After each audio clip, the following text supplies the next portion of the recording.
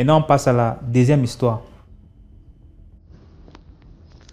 Bonjour DMG, bonjour toute la famille DMG TV.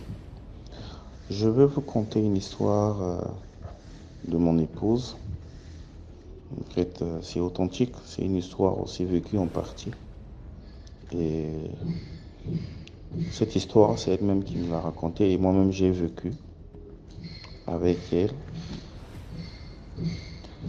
Donc, mon épouse est venue au monde suite à une consultation que son papa avait fait chez un féticheur qui l'avait emmené au bord du fleuve. Et alors, au sorti de cette consultation, en fait, il avait reçu la promesse d'une sirène, certainement, qui lui avait promis qu'il devait venir dans sa vie, il devait lui apporter le bonheur et la chance.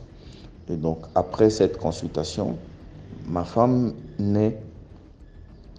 Et donc, elle me disait que depuis son enfance, elle faisait des rêves, qu'elle était avec des serpents, qu'elle s'amusait avec des serpents. Elle avait pour amis des serpents tout autour d'elle. Et ce fut un moment où sa grand-mère, qui était aussi une dame très charismatique dans la prière, était venue habiter chez elle. Par la chaleur de cette prière-là, elle a commencé à sentir un éloignement avec ces serpents-là. Et donc elle recevait maintenant des menaces de ces serpents-là, lui disant que ouais, tu es le nôtre, tu ne peux pas nous abandonner ainsi, il faut que tu sois toujours avec nous. Et finalement, c'est comme ça qu'elle va rêver qu'il y a un serpent qui était venu la mordre au niveau de la poitrine entre les deux seins.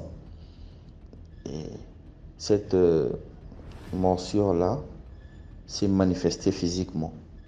Donc ça a commencé par un petit bobo, après c'était devenu un kyste. On a eu à opérer, ça avait fait des infections et ça a même compliqué. Ça lui a compliqué. Jusqu'à aujourd'hui, elle garde la cicatrice. Et donc, qu'est-ce qui s'est passé? Tout le temps, elle tombait malade. Tout le temps, elle tombait malade. Et lorsqu'elle partait dans des prières, ou encore quand sa mamie se mettait à prier, il y avait une manifestation en elle des esprits qui parlaient, disant que nous, on s'était déjà entendu avec le papa de la fille que nous allons prendre seulement un peu de sang tout le temps. Et donc, c'est comme ça. Moi aussi, je fais la connaissance de cette dernière. Je fais la connaissance de cette dernière.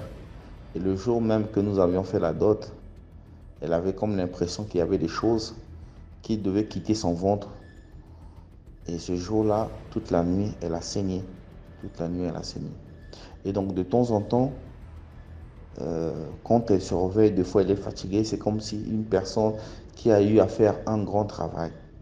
Et une fois que je dormais, j'étais vraiment en prière, j'avais un séminaire de prière. Quand je dors, l'Éternel me dit, celle qui est à côté de toi, c'est un serpent. Vous imaginez que Dieu vous révèle, celle qui est à côté de vous était un serpent.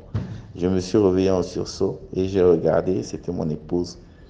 Et donc là, je vous assure, j'ai vécu beaucoup de choses. Déjà même la veille, quand je voulais l'épouser, c'était pas facile. C'était vraiment pas facile. C'était pas facile.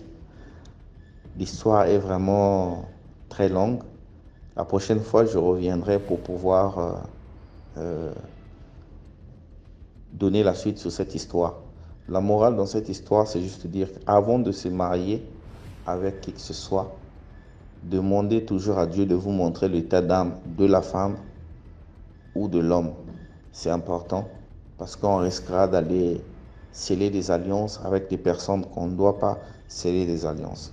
Merci, c'était mon histoire. Bien des choses, likez comme d'habitude. Merci. Merci beaucoup pour l'histoire. Là, on va